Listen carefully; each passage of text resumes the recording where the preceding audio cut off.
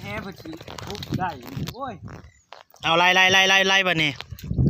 น่ะเต้นแล้วพุ่นมาจุ่มเลยนะคนลงแล้วจอดไปเลยแห่ก่อนนี่เขย่าในฝานี่จอดมันแข็งหลายเลยอ้อมไว้นั่นนี่เนาะ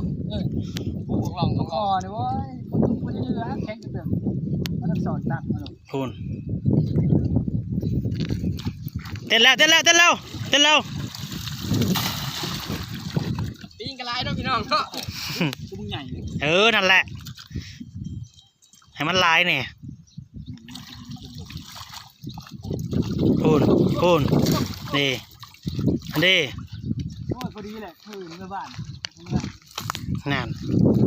ไม่เขาจะบ้านโอ้ยมีปลาขาวเต้นดงดิ่ง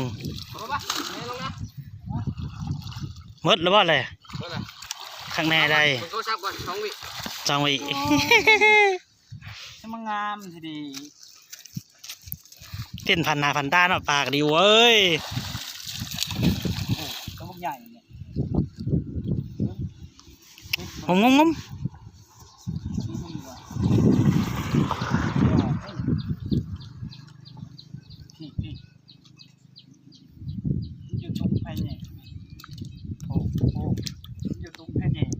นเต้นขมหัวตรงเด้งเจ้ากับปลาตัวเดียวจากนอเต้นก็ดีไอ้ยาอันนี้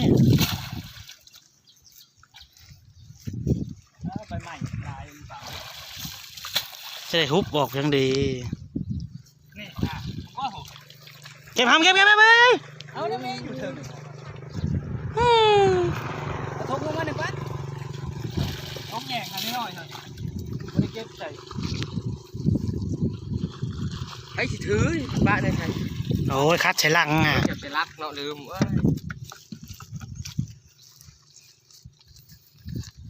บ้านนั่นยังไงเป็นลูกเคยเขาโว้ย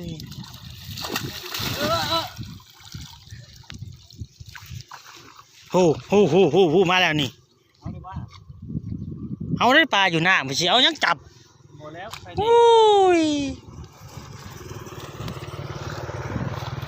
นะได้ก่อนกวดมาโอ้ยหอมอันนี้กับจังมุ่นไปเลยอันนี้เบิ้งเซลยิงติ่งมันก็ม่นแล้วมุ่นยุ่งไป